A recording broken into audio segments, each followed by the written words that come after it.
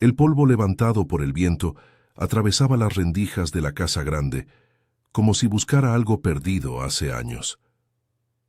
Rosario estaba en el patio, descalza sobre la tierra resquebrajada, observando cómo las sombras de la tarde alargaban los muros de adobe.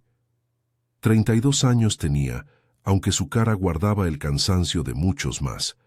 Las manos, agrietadas y oscuras por el trabajo, sostenían un balde vacío que había traído del pozo casi seco. Eran 1888, 3 años después de que la abolición llegara a Brasil, como una palabra escrita en papeles que la mayoría nunca leyó. La hacienda Fazenda Santa Mónica, ubicada en las tierras altas de Minas Gerais, había sido próspera una vez. Ahora era un esqueleto de piedra y madera podrida, sus canavales vueltos a monte, sus caserías de esclavos desmoronándose en silencio. Rosario había permanecido cuando todos se fueron.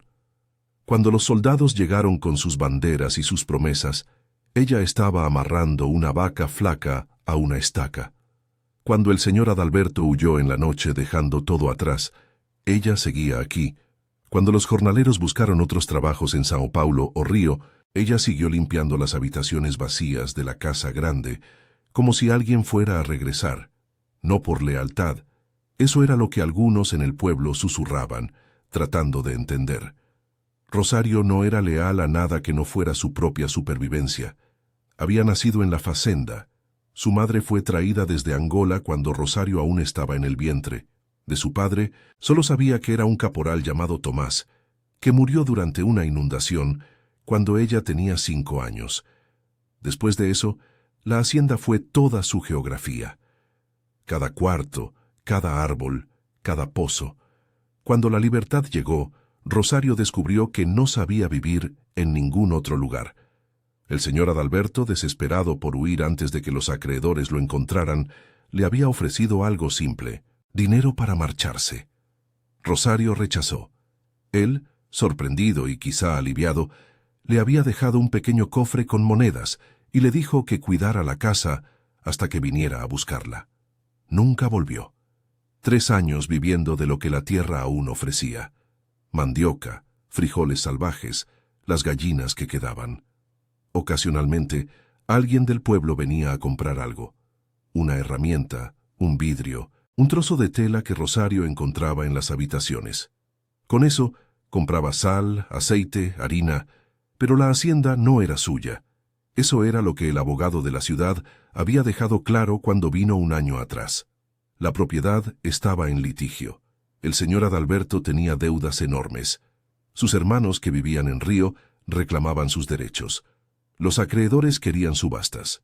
Por ahora, nadie tenía poder suficiente para expulsarla, pero tampoco nadie tenía poder para protegerla. Rosario vivía en un vacío legal, un espacio donde las reglas viejas ya no existían, pero las nuevas aún no se habían establecido. El ruido de un caballo se escuchó en el camino de acceso a la hacienda. Rosario levantó la vista. Era raro que alguien llegara hasta aquí. El camino principal había sido abandonado años atrás. Ahora crecían arbustos y piedras por donde pasaban los pocos visitantes. Era un hombre joven, de no más de 40 años, montado en un caballo que mostraba los costillares. Llevaba un traje de lino, sucio del polvo del viaje, y un sombrero de fieltro gris. Su cara era angulosa, quemada por el sol, y sus ojos tenían esa dureza que Rosario había aprendido a reconocer, la de alguien acostumbrado a conseguir lo que quería. Desmontó lentamente, mirando alrededor. Observó los muros desmoronados, las ventanas sin cristales, la cerca de madera podrida.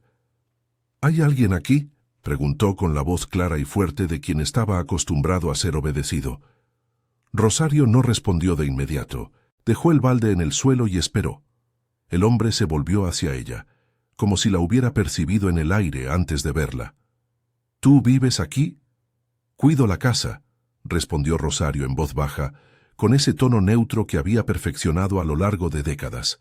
El tono de quien sabe que las palabras pueden ser peligrosas. El hombre se acercó, con las manos en los bolsillos. Tenía una cicatriz blanca que corría desde su ojo derecho hasta la mandíbula. Soy Vicente Carvalho. Soy el nuevo dueño de esta hacienda. Las palabras cayeron sobre Rosario como una piedra en un pozo profundo. Ella no cambió su expresión, pero sus manos se cerraron involuntariamente. El señor Adalberto está muerto, interrumpió Vicente con una cierta satisfacción en la voz. Murió hace 6 meses en Río. Se ahorcó. Deudas, desgracia, vergüenza de familia. Los papeles ya están en la ciudad. Soy el acreedor principal. Ahora esta tierra es mía. Rosario sintió que algo se movía dentro de su pecho, algo que había estado dormido durante 3 años de silencio. ¿Cuánto tiempo tengo para irte? Vicente sonrió, pero no había calidez en ello. Tengo trabajo para ti. He estado buscando a alguien que conozca estas tierras. Alguien que sepa dónde está todo. Dónde guardaba el dinero el viejo Adalberto, dónde enterraba sus cosas. Los registros dicen que esta hacienda fue próspera, que hubo oro, que hubo ganancias. Los acreedores recibieron migajas. Yo creo que Adalberto escondió dinero aquí. Rosario miró directamente a los ojos de Vicente. No sé de eso. Claro que no lo sabes, dijo Vicente, con una risa áspera. O lo sabes y no lo dirás. Eso da lo mismo. Puedo obligarte, o puedes ganarte su precio trabajando. Trabajarás para mí. Limpiarás, cocinarás, y me mostrarás cada rincón de esta hacienda, cada sótano, cada habitación, cada árbol plantado por mano humana. Y cuando encuentre lo que buscas, te daré suficiente dinero para marcharte a cualquier lado. ¿Y si no hay nada?, preguntó Rosario. Vicente se acercó más. Ella podía oler el sudor, el polvo, algo amargo en su aliento. Entonces tendrás que pensar en otra cosa, dijo suavemente. Pero hay algo. Siempre hay algo. Los hombres como Adalberto no desaparecen sin dejar rastros. Tienen secretos. Y los secretos tienen un lugar. Se alejó de ella y comenzó a caminar por el patio, inspeccionando las estructuras como si estuviera tasando una propiedad. «Limpiaré mis habitaciones», ordenó. «Quiero agua caliente y comida, y mañana comenzaremos a buscar». Rosario quedó sola en el patio mientras Vicente desaparecía en la casa grande. El sol comenzaba a bajar tras las montañas lejanas, tiñendo el cielo de un color que parecía sangre diluida en agua. Ella tomó el balde vacío y comenzó a caminar hacia el pozo. Sus pies descalzos sobre la tierra sonaban como los de un fantasma. El aire estaba lleno de sonidos de insectos, y más lejos, del mugido ocasional de las vacas salvajes que vagaban por los campos abandonados. Mientras sacaba agua del pozo, Rosario pensó en Adalberto. Lo recordaba de niña, antes de aprender el verdadero significado de las palabras esclavo y dueño. Recordaba su cara llena de alegría durante las cosechas, su risa cuando ganaba en los juegos de cartas. Recordaba también sus cambios, cómo se volvió más cruel después del nacimiento de su hijo, cómo comenzó a beber más, cómo sus gritos atravesaban las noches como puñales, y recordaba algo más, algo que guardaba en el fondo de su memoria como una semilla enterrada. Cuando Adalberto comenzó a endeudarse, cuando los acreedores comenzaron a llegar con sus papeles legales, ella lo había visto una noche. Fue hace casi 5 años. Estaba limpiando la sala de la casa cuando lo oyó bajar desde las habitaciones superiores. Adalberto llevaba una vela y una pala vieja. Ella lo siguió, a una distancia segura, sin ser vista. Lo vio entrar en el sótano, lo vio cavar, y lo vio guardar algo en una caja de metal, algo que brillaba brevemente a la luz de la vela. Luego, Adalberto tapó el agujero cuidadosamente, se limpió las manos y subió de vuelta a sus habitaciones. Rosario nunca dijo nada a nadie. En aquellos días, el silencio era la única seguridad que tenía. Ahora, mientras llenaba el balde con agua helada del pozo, Rosario se preguntó si Vicente sabía algo de eso. Y se preguntó también si debería contarle. Pero había una tercera pregunta, más antigua, que resonaba en algún lugar profundo de su ser. ¿A quién le pertenecía realmente lo que Adalberto había escondido? ¿Al nuevo dueño? ¿A los acreedores? ¿A la tierra misma? Rosario llevó el agua caliente a las habitaciones de Vicente. Preparó la comida con las pocas cosas que tenía: frijoles, mandioca, un pedazo de carne seca. Lo sirvió en silencio. Cuando Vicente comía, ella estaba de pie en la esquina, esperando. Él no la miraba, pero ella lo observaba. Observaba cómo sus ojos recorrían constantemente la habitación, como si midiera todo, como si buscara algo incluso mientras comía. «¿Cuál era tu nombre?», preguntó de repente, sin levantar la vista del plato. «Rosario». «¿Cuánto tiempo llevas aquí?». 32 años, nací aquí». Vicente asintió lentamente, como si esta información fuera importante. «Entonces conoces cada piedra de esta hacienda. Eso es bueno. Eso es muy bueno, Rosario».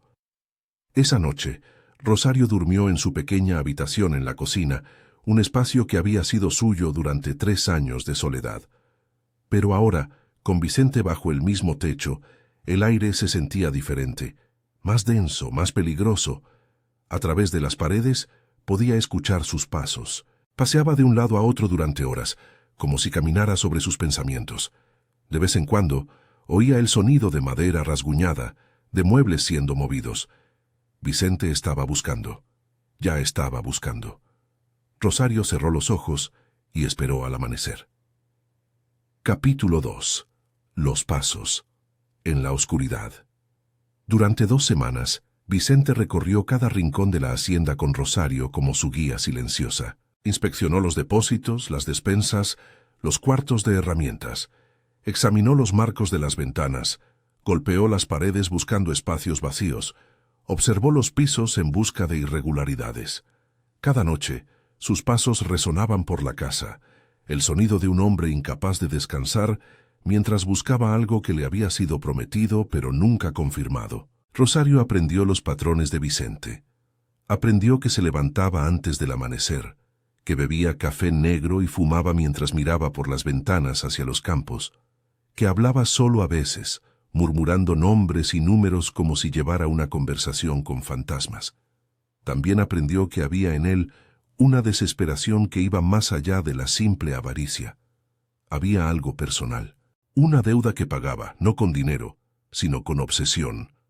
Un día, mientras limpiaba la habitación de Vicente, ella encontró papeles esparcidos sobre una mesa. Un nombre apareció varias veces: Coronel Mauricio da Silva. Había dibujos de manos con el dedo cortado, fechas, y una frase escrita repetidamente: por lo que hizo con ella.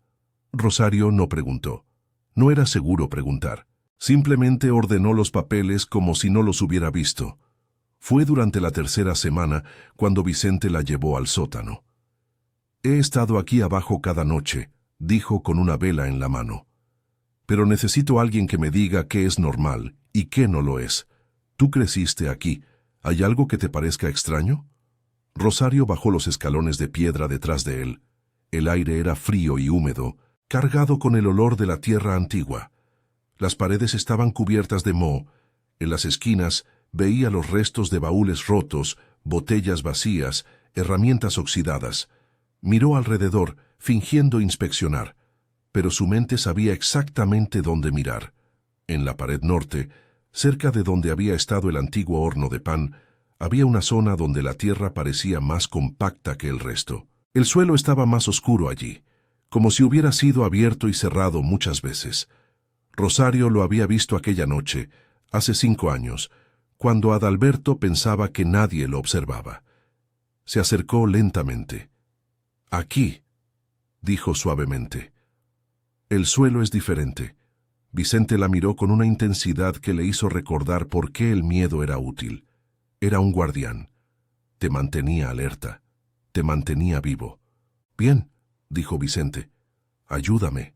Cavaron durante horas. Vicente usaba una pala mientras Rosario removía la tierra con las manos.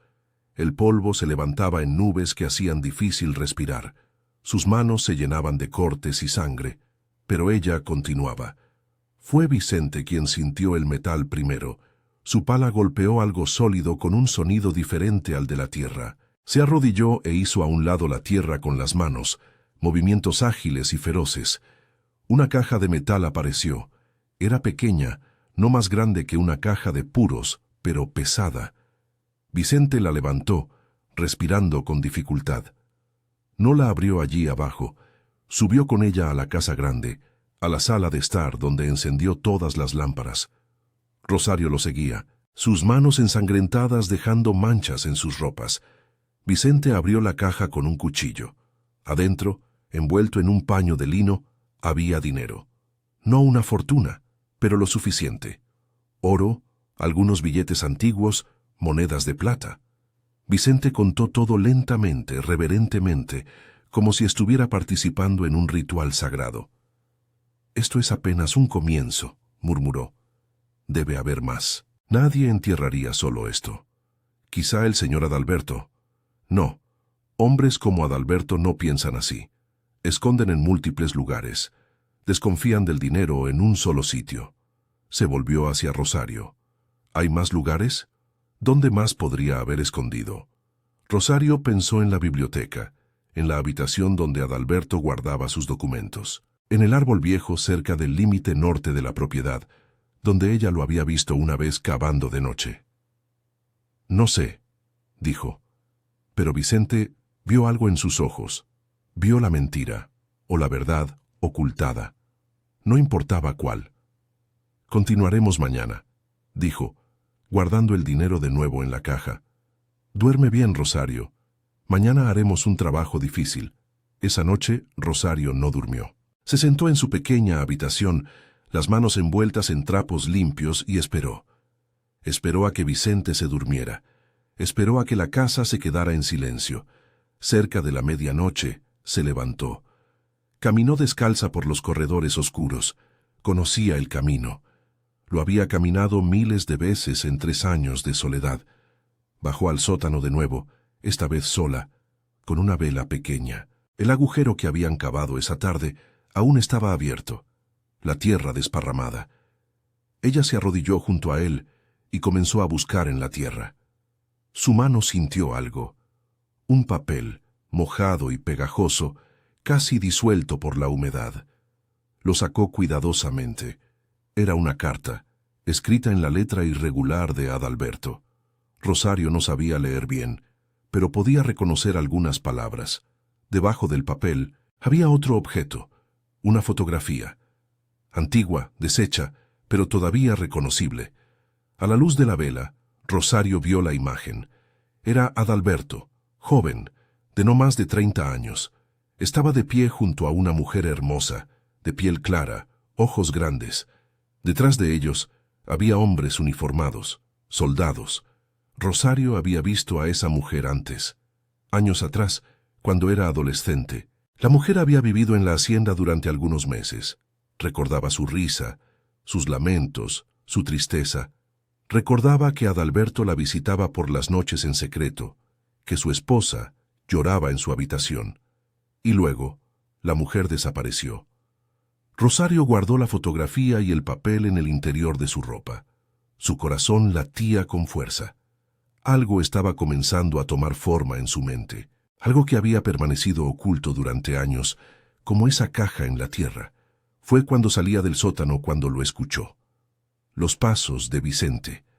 No eran los pasos casuales de alguien caminando, eran los pasos cautelosos, sigilosos, de alguien que estaba buscando.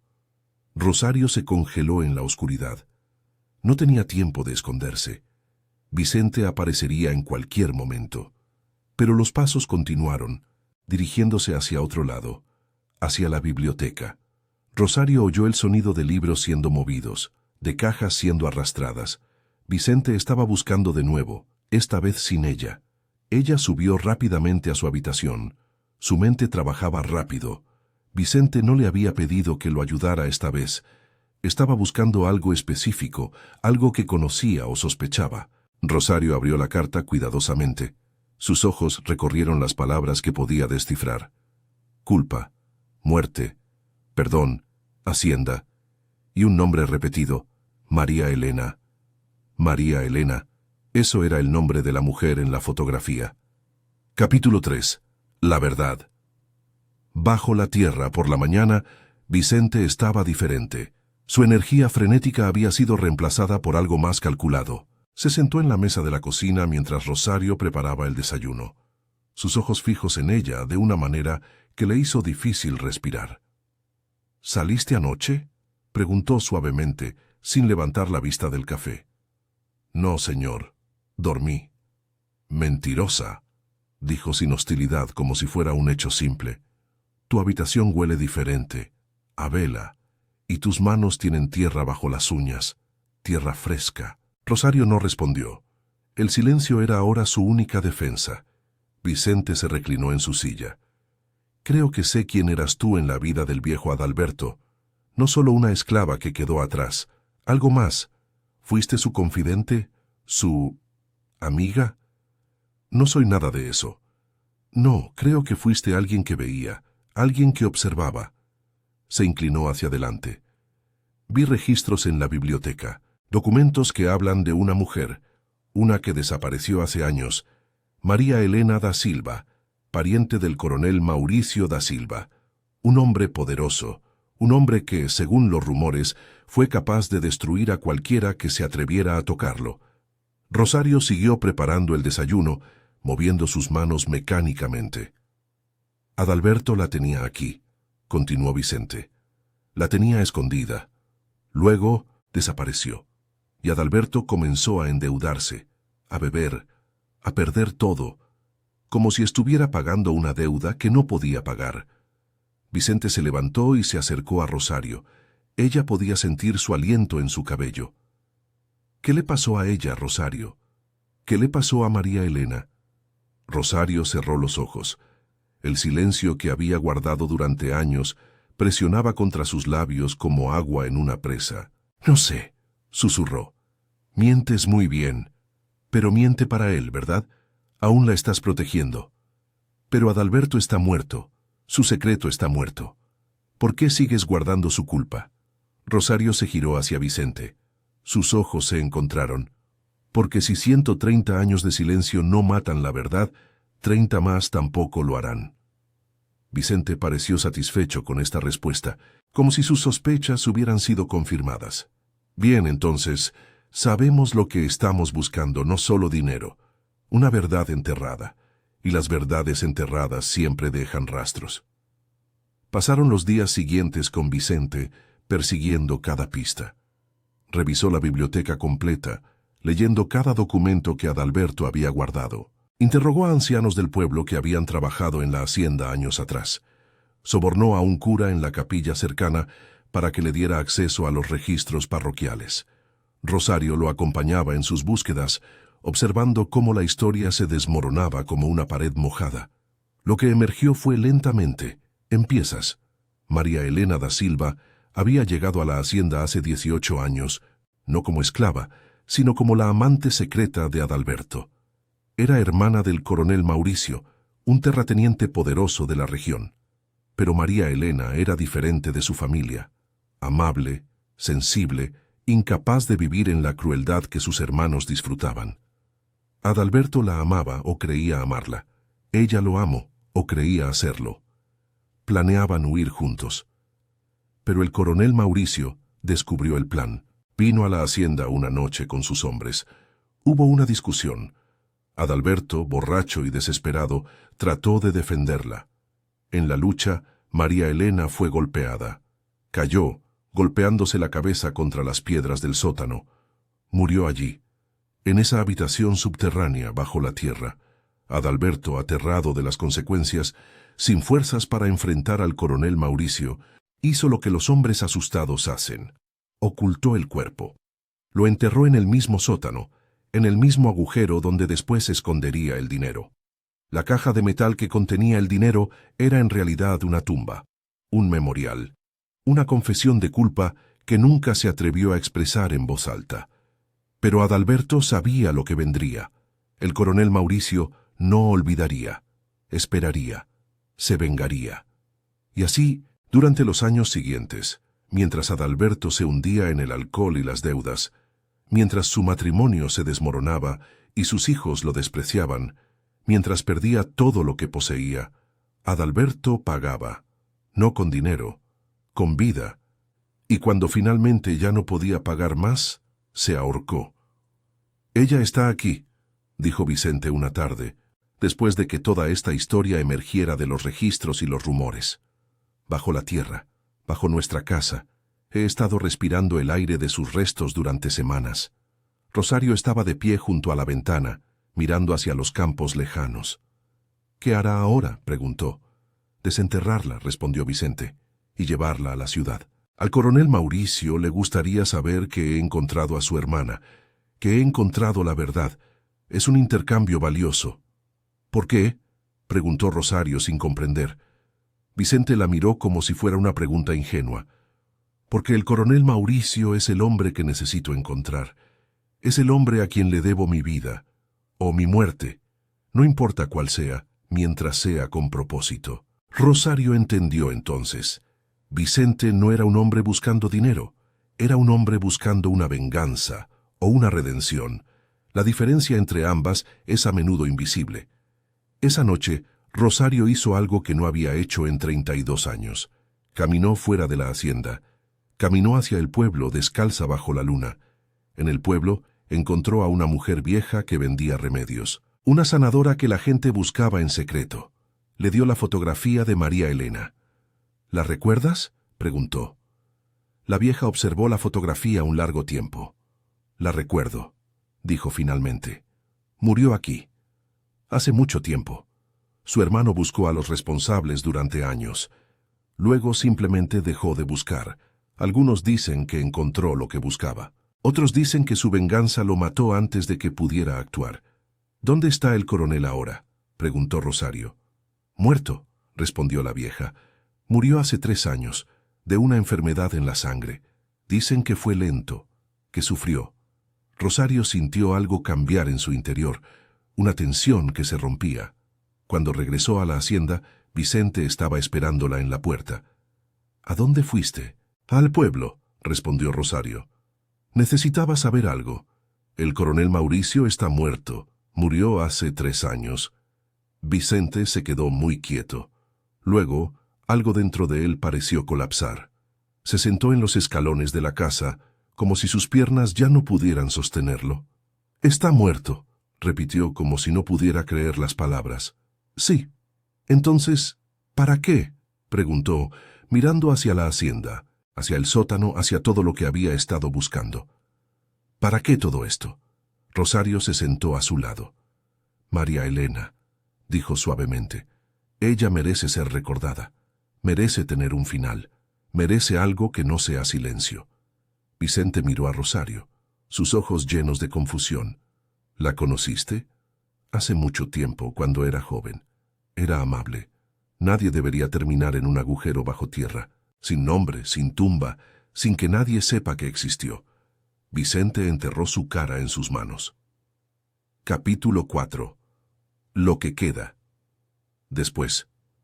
Durante una semana, Vicente fue otro hombre, más tranquilo, menos consumido. Rosario lo observaba mientras los dos desenterraban cuidadosamente los restos de María Elena. Había poco que quedaba después de 18 años bajo tierra: huesos, fragmentos de tela, joyas oxidadas. Pero en el fondo de lo que había sido la caja de metal encontraron algo más. Cartas, docenas de ellas, todas dirigidas a María Elena, nunca enviadas, todas escritas con la letra torpe de Adalberto. Vicente leyó algunas de ellas. En su voz, mientras leía las palabras del hombre muerto, había algo que Rosario no esperaba: compasión. Empezaron a preparar un entierro adecuado. Vicente contactó con el cura del pueblo. Rosario preparó flores que había aprendido a cultivar durante sus 3 años de soledad. Limpiaron los huesos cuidadosamente, con reverencia, como si estuvieran limpiando un bebé recién nacido. La tarde del entierro, mientras el cura rezaba sobre la tumba de María Elena en el pequeño cementerio del pueblo, Rosario vio a Vicente llorar. No lloraba por María Elena, lloraba por algo más, por la vida que él también había perdido, buscando a alguien que ya estaba muerto. Después del entierro, mientras regresaban a la hacienda, Vicente se detuvo en el camino. «¿Por qué me ayudaste?», preguntó. «Podrías haber guardado el secreto. Podrías haberme mentido». Rosario caminaba lentamente, sus pies descalzos sobre el polvo rojo. Porque los secretos no mueren solos, necesitan ser contados, necesitan convertirse en verdad. De otra manera, simplemente envenenan todo lo que tocan, generación tras generación. Vicente asintió. «¿Qué harás ahora?», preguntó. «Te dije que te daría dinero. Sé que lo hiciste. Entonces tómalo. Vete. Busca una vida en la ciudad. Encuentra un lugar donde nadie sepa de dónde vienes». Rosario se detuvo en el camino.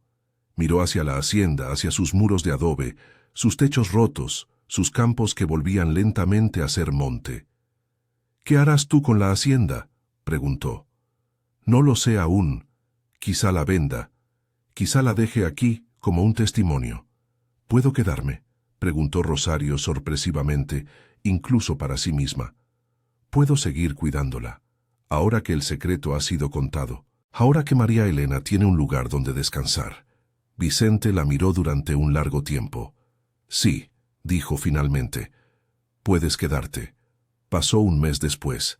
Vicente vendió parte del dinero encontrado y contrató a gente del pueblo para que reparara la hacienda. No para hacerla próspera de nuevo, sino para mantenerla intacta, para preservarla como era. Un lugar donde cosas importantes habían sucedido, donde la verdad había sido enterrada y luego desenterrada. Comenzó a registrar todo en un libro: la historia de Adalberto y María Elena, la historia de su pasión prohibida, su muerte, su entierro secreto, la historia del silencio que la hacienda había guardado. Cuando el libro fue terminado, Vicente le pidió a Rosario que lo guardara, que lo mantuviera seguro. «Cuando yo esté muerto», dijo, «esto debe permanecer aquí, como testimonio, como prueba de que existieron, de que sus vidas significaron algo». La mañana que Vicente se fue, Rosario estaba de pie en el patio, como lo había estado tantas mañanas atrás cuando él llegó. Llevaba su pequeña maleta y un caballo mejor que el que había traído. «¿Dónde irás?», preguntó Rosario. «No lo sé. Quizá a Río, quizá más al norte. Pero voy sin la rabia ahora, sin la necesidad de destruir. El coronel estaba muerto de todas formas. Mi venganza habría sido solo una sombra cazando a otra sombra». Se volvió en su caballo para mirándola una última vez. «Gracias, Rosario. Gracias por no dejarme perder en la oscuridad». Y se fue. Rosario quedó sola de nuevo en la hacienda. Pero esta vez el silencio era diferente. No era el silencio de alguien escondiendo algo. Era el silencio de alguien que había testificado. Guardó el libro de Vicente en la biblioteca, en un lugar seguro. Continuó cuidando la hacienda, haciendo los reparos necesarios con el dinero que Vicente le había dejado. A veces, cuando el viento soplaba a través de los campos, parecía llevar voces. Voces de Adalberto, de María Elena, de todos los que habían vivido y muerto en esa tierra. Pero Rosario ya no tenía miedo de esas voces. Las conocía. Eran amigas. 5 años después, un investigador de la ciudad vino a la hacienda. Alguien interesado en la historia de la región. Alguien que había escuchado los rumores sobre una hacienda maldita, sobre secretos enterrados. Rosario le mostró el libro de Vicente. El investigador pasó horas leyendo. Luego miró a Rosario con ojos llenos de asombro. «¿Todo esto es verdad?», preguntó. «Sí», respondió Rosario. «Es la verdad». El investigador prometió que escribiría sobre ello, que la historia de María Elena sería conocida, que ya no sería solo un secreto guardado bajo tierra. Rosario asintió. No sonrió, pero algo en su cara cambió, algo de una carga levantada. Cuando el investigador se fue, Rosario caminó hacia el sótano. El agujero donde María Elena había sido encontrada había sido cuidadosamente cubierto. Sobre él, ella había plantado flores, flores blancas que crecieron fuertes a pesar del aire húmedo y la oscuridad. Se arrodilló junto a ellas. «Tu nombre será recordado», susurró. «Ya no estarás sola en la oscuridad». El viento movía las flores blancas como si asintieran. Rosario tenía 42 años cuando finalmente pudo llorar. No lloró por su propia vida, marcada por la esclavitud y la soledad. Lloró por María Elena, por Adalberto, por todos los que habían sufrido en silencio. Y mientras lloraba, en la oscuridad del sótano bajo la tierra de la hacienda Facenda Santa Mónica, parecía como si algo finalmente encontrara paz, como si toda esa verdad, finalmente contada, finalmente testificada, finalmente enterrada en el lugar correcto, pudiera descansar. La hacienda continuó. Pasaron más años. Rosario envejeció. Su cabello se volvió blanco. Sus manos, que una vez habían limpiado y trabajado bajo el sol, se volvieron temblorosas. Pero ella permaneció, guardiana del silencio convertido en historia, testigo de la verdad desenterrada, y cuando los visitantes venían, atraídos por la leyenda de la hacienda, Rosario les contaba todo, sin vergüenza, sin ocultamiento, con la dignidad de quien sabe que su testimonio importa, que su presencia en ese lugar, su capacidad de recordar, su acto de revelar, todo eso era una forma de redención. No para ella misma. Rosario sabía que su propia redención era imposible, que la esclavitud que había vivido no podía ser deshecha o olvidada. Pero para otros, para María Elena, para aquellos cuyas historias podrían ser contadas ahora, gracias a que una mujer decidió que el silencio ya había durado lo suficiente.